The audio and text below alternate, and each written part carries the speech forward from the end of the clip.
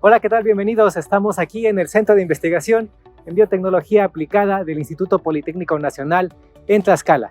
Este es un centro de investigación especializado en todas las ramas de la biotecnología. Se hace investigación de punta a nivel internacional. Los invito a que lo conozcan. Vamos a recorrerlo.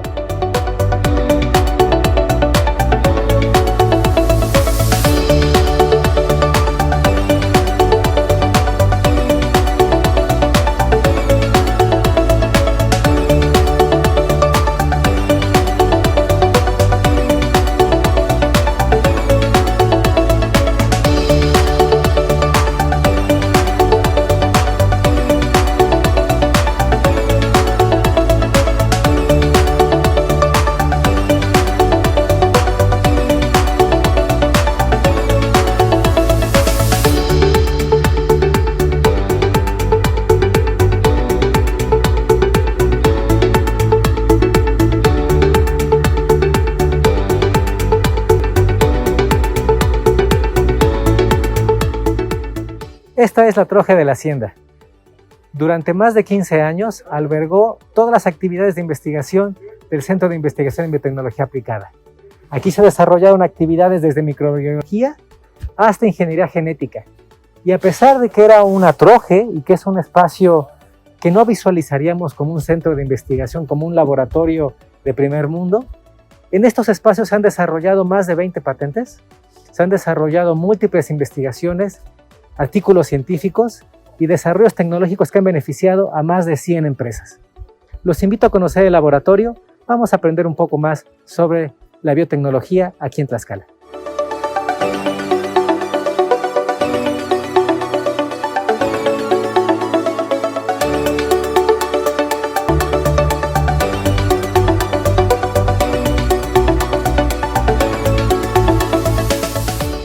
Este es el interior del laboratorio.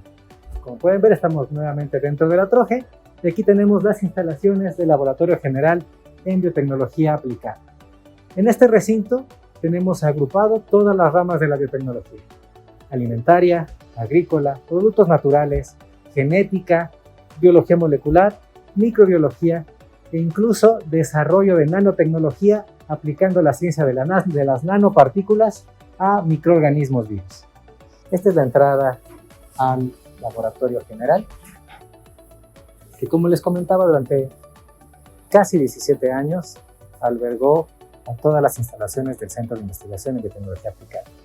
En este Laboratorio General se desarrollaban el área de biotecnología alimentaria, donde se generan aditivos alimenticios, alimentos funcionales, así como que se hacen análisis de la calidad nutrimental y de las propiedades funcionales de algunos alimentos y algunas partes de plantas que pudieran ser adecuadas para la generación de nuevas formas de alimentación y aditivos nutrimentales. También se generó en esta zona toda la gama de biotecnología agrícola dedicada al desarrollo de productos agrícolas para la industria agrícola, en donde se generan desde biofertilizantes, bioestimulantes bacterianos, que sustituyen el uso de productos químicos tóxicos en la agricultura y producen también la generación de alimentos orgánicos. Este tipo de productos son importantes ya que no solo generan nuevos rendimientos en la industria de producción de alimentos agrícolas, sino que también eliminan la contaminación en suelo y agua asociada a pesticidas y algunos insecticidas que durante muchos años se aplicaron en los campos y que contaminaron tanto las legumbres como los mantos acuíferos. Otra de las líneas que se desarrollaron en este laboratorio general es la generación y aprovechamiento de extractos naturales, o como lo conocemos, el aprovechamiento de plantas medicinales. Hay una línea específica para la generación de fitofármacos en el cual se extraen los componentes que son de interés para alguna enfermedad, como pueden ser cáncer, como puede ser diabetes o alguna otra afectación importante en la salud pública. Se generan procesos de extracción de estos componentes para purificar los compuestos y así obtener un fitofármaco, es decir, un medicamento natural que pueda ser tomado por las personas para curar su enfermedad. Estos procesos de extracción los podemos ver que implican desde el manejo de la planta, la extracción de los aceites esenciales o algún componente y posteriormente su purificación. Aquí podemos ver algunos de los sistemas de extracción de aceites esenciales y unos secadores rotatorios. Estos secadores rotatorios o rotavapores sirven para concentrar las muestras y purificarlas posteriormente. Una vez que se tiene establecido el componente básico que genera esa actividad pues de interés para la industria farmacéutica, esta puede ser conservada por liofilización en este tipo de equipos. La liofilización es un proceso en donde deshidratamos una muestra a través de su congelamiento y posteriormente su evaporación en temperatura ambiente. Esto permite conservar la estructura de las materias e incluso conservar vivos algunos microorganismos una vez que quedan totalmente deshidratados.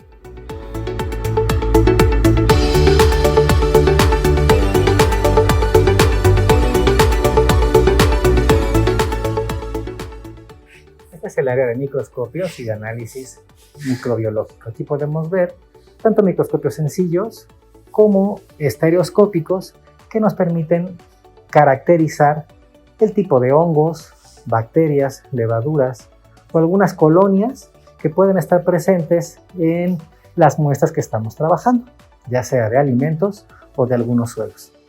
De esta manera caracterizamos cuál sería la población microbiana que está presente, ya sea para analizarla, para estudiarla, eliminarla si es que son patógenos, es decir, son nocivos para la salud, o propagarla y aprovecharla si es que tienen algún beneficio para la sociedad.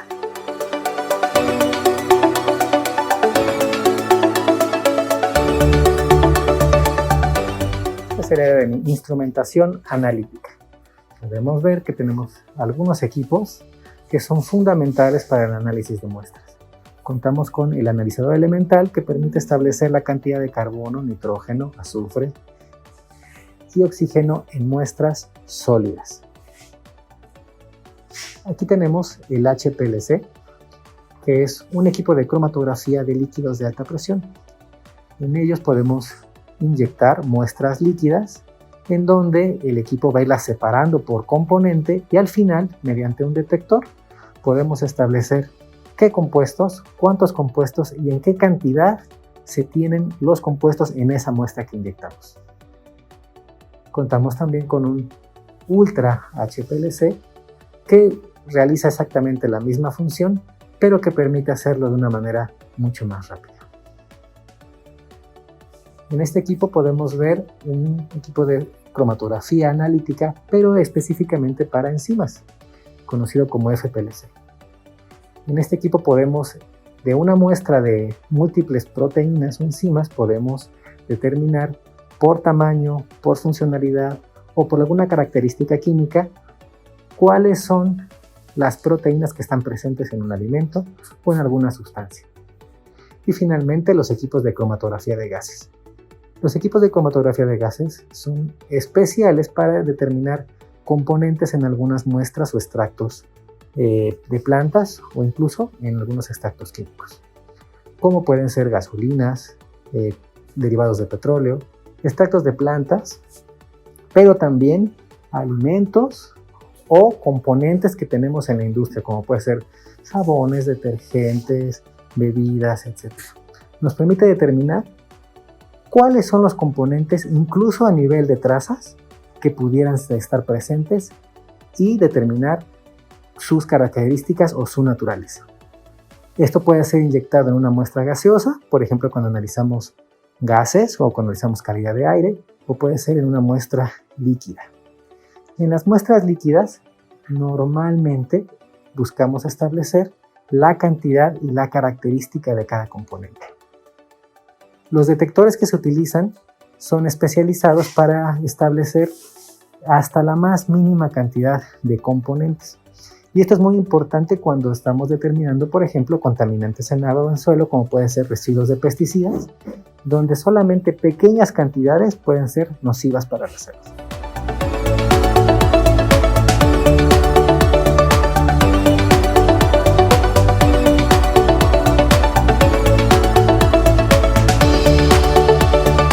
En el área de microbiología, contamos con un área estéril. El área estéril es una zona donde no pueden entrar bacterias del medio ambiente, por lo tanto está aislada.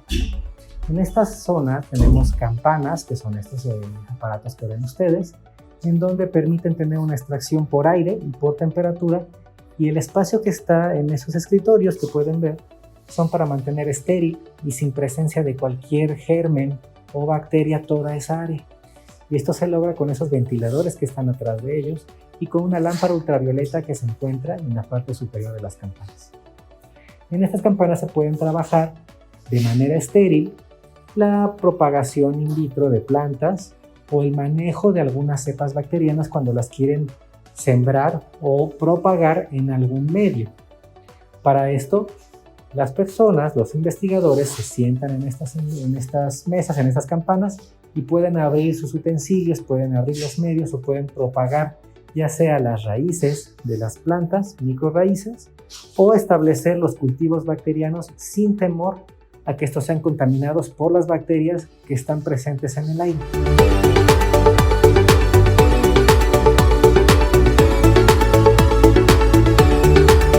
En un laboratorio siempre podrán ver equipos de uso común, como son las balanzas analíticas, molinos, centrífugas, y en el caso de biotecnología van a encontrar este tipo de equipos que son comunes.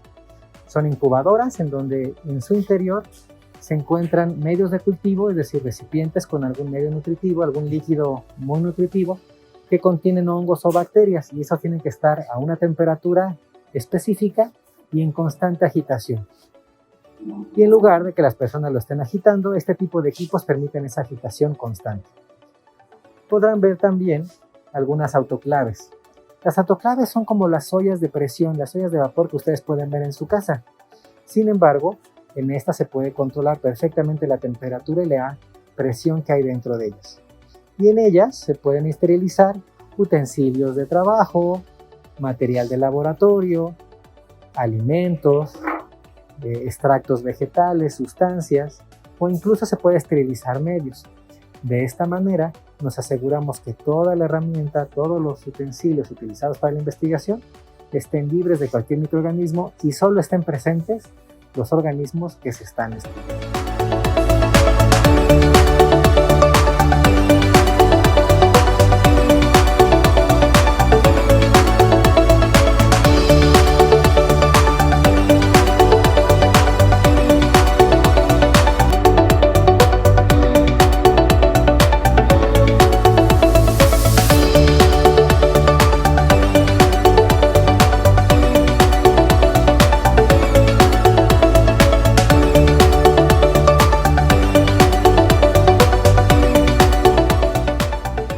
Podremos ver aquí una pequeña versión de un reactor para fermentación, o como comúnmente se le conoce, un bioreactor.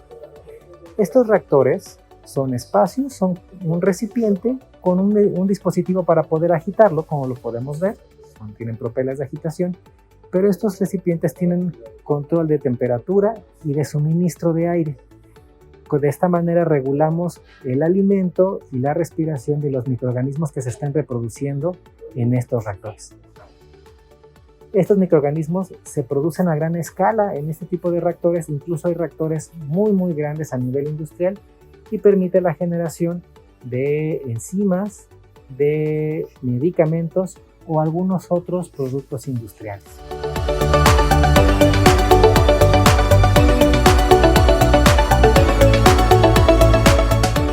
Es importante también contar con sistemas de refrigeración para mantener las muestras sin que éstas se degraden. Los laboratorios deben de tener dispositivos o refrigeradores como el que tienen en su casa, pero no solo refrigeradores que son a 4 grados centígrados y congeladores que son a menos 20 grados centígrados. Es necesario tener ultracongeladores que manejan muestras hasta menos 80 grados centígrados.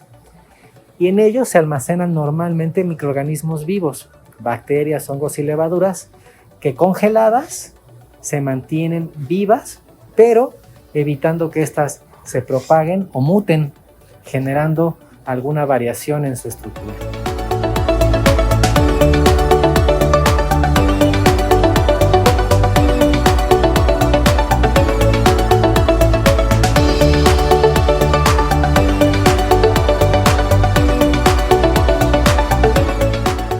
En las autoclaves, estas ollas de vapor, podemos verlas en tamaño pequeñito o incluso tenemos algunas muy grandes como esta industrial, en las cuales se pueden colocar desde sacos de tierra hasta materiales muy grandes como vasos de precipitado o incluso algunos equipos de laboratorio que deban ser esterilizados.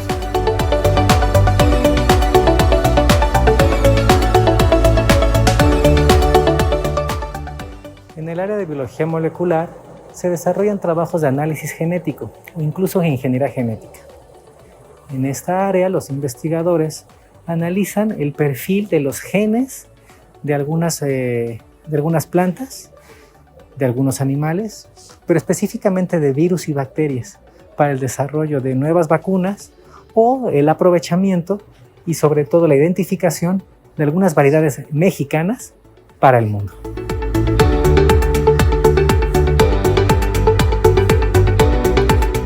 Podremos ver equipos muy pequeños, pero que son muy importantes para el desarrollo de la investigación, tal como son los equipos de PCR en tiempo real y en punto final, que permiten la secuenciación y el análisis de los genes que tenemos en plantas y bacterias.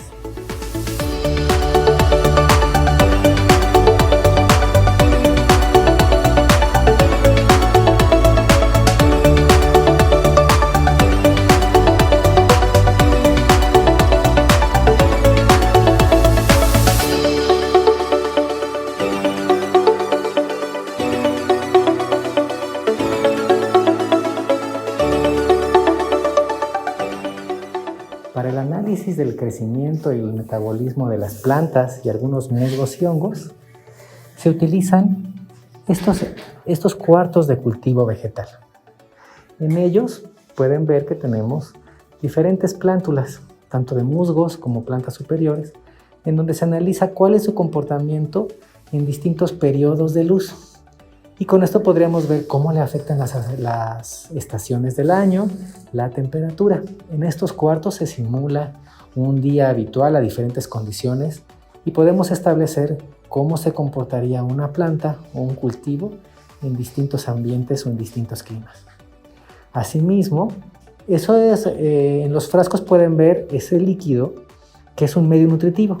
En ese líquido contienen nutrientes que permiten el crecimiento de las plantas y se puede establecer cuáles serían los nutrientes que ellas requieren para crecer. Actualmente hay un proyecto muy importante en donde se analiza cuáles son los genes responsables del que una planta o un musgo soporte sequía. Puede verse muerto, pero una vez que adquiere agua, nuevamente reverdece y puede volver a vivir. Estas plantas normalmente se encuentran en el desierto y es importante estudiarlas para transferir estas propiedades a algunas otras variedades de importancia alimentaria, como jitomates, frijol y algunas otras legumbres.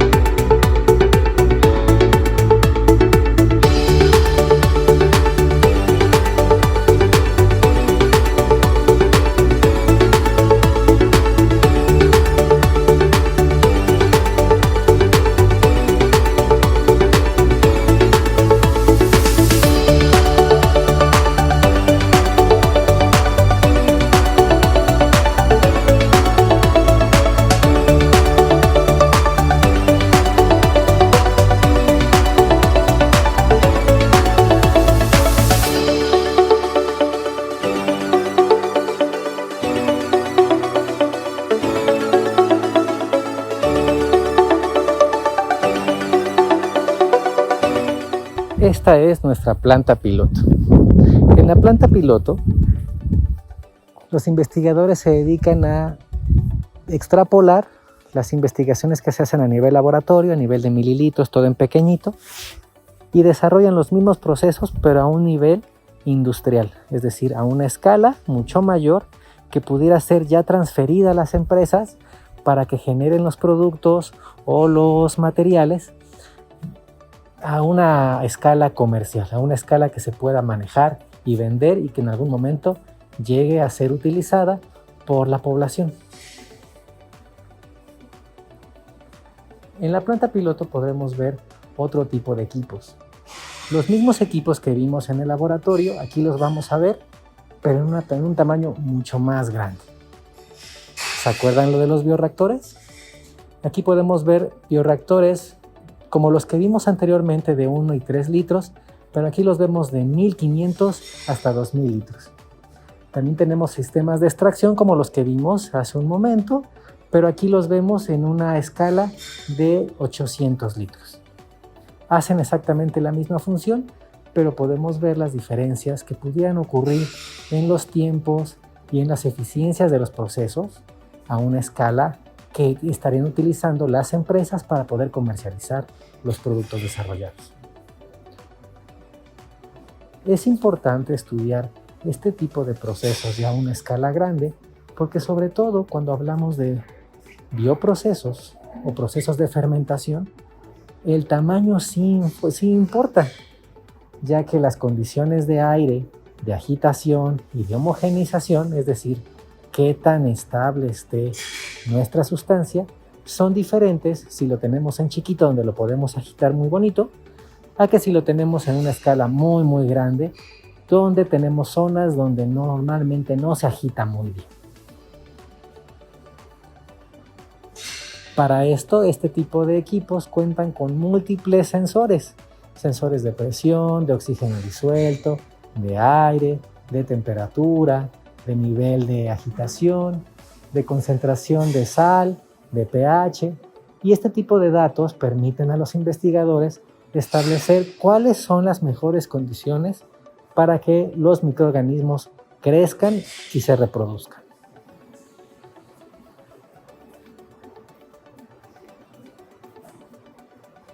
Y en esta zona podemos ver molinos, incubadoras y sistemas de manejo de materiales a una escala mucho mayor. Y esto permite que las investigaciones no solo se queden a nivel laboratorio, sino que demos el paso para poder generar tecnología y transferirla a la industria y a las empresas. Y finalmente que estos productos puedan servir a todos los mexicanos.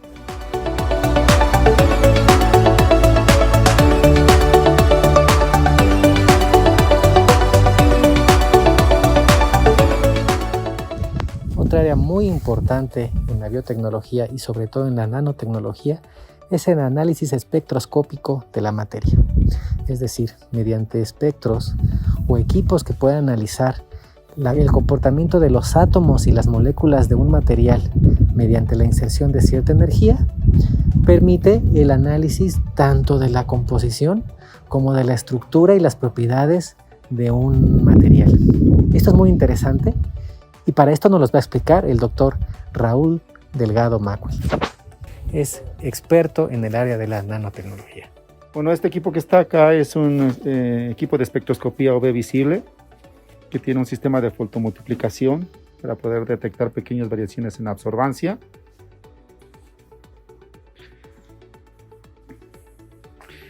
Este que está acá es un equipo de infrarrojo que puede medir en modo macro y modo micro infrarrojo. Y en modo macro vemos dimensiones de 2 milímetros de diámetro y en modo micro vemos dimensiones de 25 micras cuadradas. Lo hace a través de lo que se conoce como espectroscopía vibracional. Este equipo también es un equipo de infrarrojo, pero este es únicamente en modo micro. La ventaja de este equipo es que puede ver los 4 estados de la materia, tanto sólidos, líquidos, gases y plasma. Esa es la ventaja. Aquí él solamente puede ver líquidos y sólidos. Sobre esta mesa tenemos 2 equipos. Un equipo V visible, que es un equipo que solamente ve de 400 a 650 nanómetros. Es un poquito más pequeño que el anterior que les mostré. Y este arreglo que tenemos acá es un arreglo para hacer espectroscopía de fluorescencia.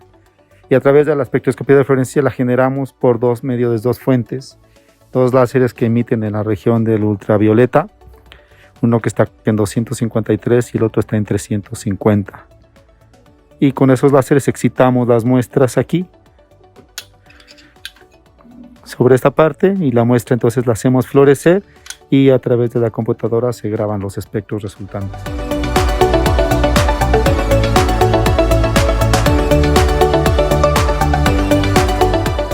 Y el último equipo que tenemos es un equipo de espectroscopía Raman o de dispersión Raman. Entonces en este equipo tenemos un portamuestras que es totalmente cubierto de oro, en el cual se refleja las señales dispersivas generadas por un láser de 785 nanómetros en la región del cercano infrarrojo, y a través de ese láser excitamos la dispersión en las muestras que pueden ser líquidas o sólidas o hasta en polvo, y se genera la dispersión de ellas y se hace el grabado del espectro a través de la excitación de esas muestras.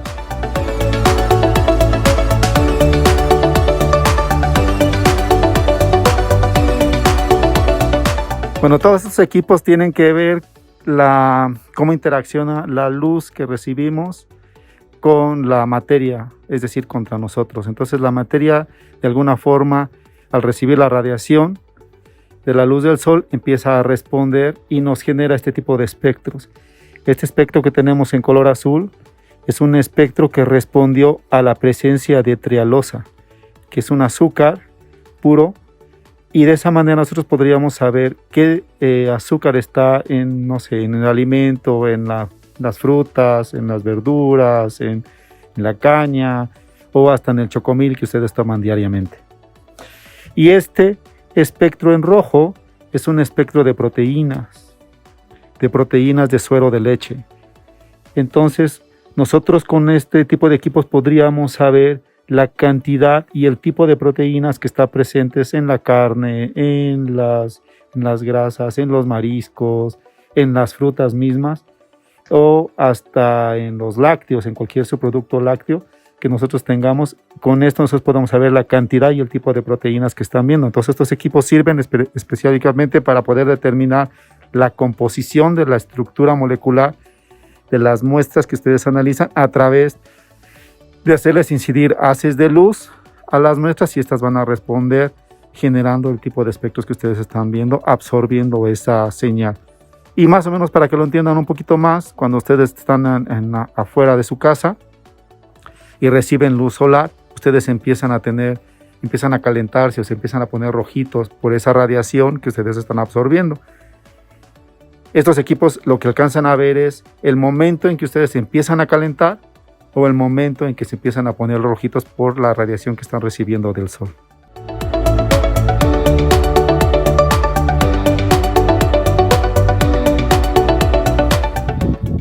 Para la biotecnología agrícola es importante no solo ver cómo crecen las plántulas, es importante ver cómo reaccionan las plantas en su estado normal. Y para esto contamos con invernaderos. Contamos con 7 invernaderos, los cuales están enfocados a distintas funciones, desde reforestación, donde se analizan cómo el comportamiento de árboles maderables, plantas y sobre todo pinos que pueden ser utilizados en algunas zonas de reforestación.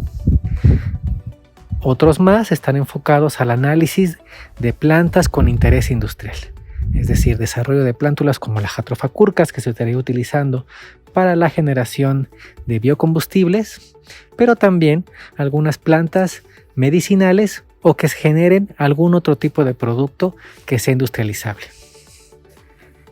Otros más están enfocados al desarrollo de plantas de ornato como son la dalia, las orquídeas y la rosa, en donde se están evaluando el efecto de bioestimulantes orgánicos.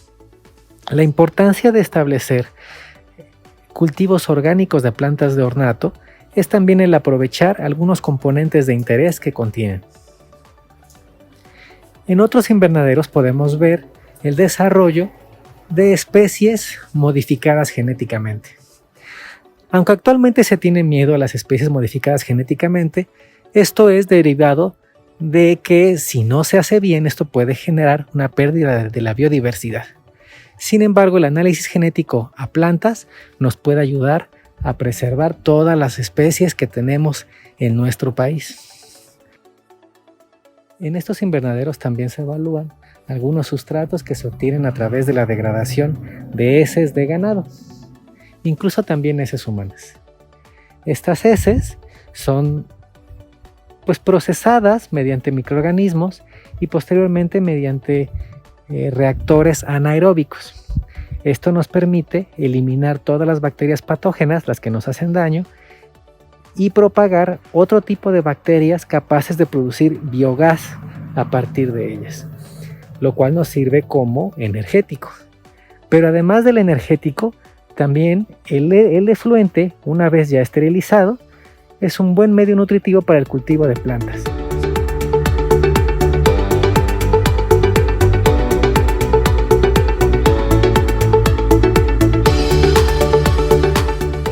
Y no solo de plantas, también algunas bacterias que son de interés en la industria agrícola.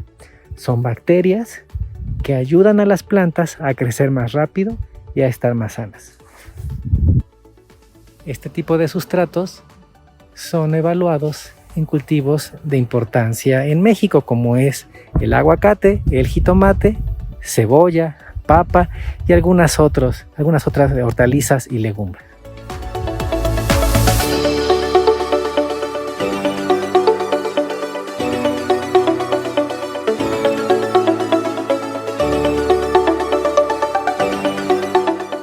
Y finalmente también tenemos invernaderos donde analizamos los cultivos en hidroponía o en charolas para generar la producción intensiva en espacios cortos. Este tipo de investigación es muy importante para poder transferir estos conocimientos a los campesinos y a los productores agrícolas.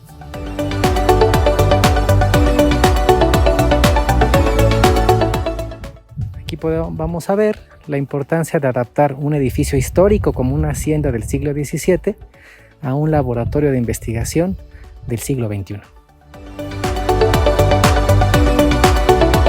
¿Qué les pareció? ¿Les gustó?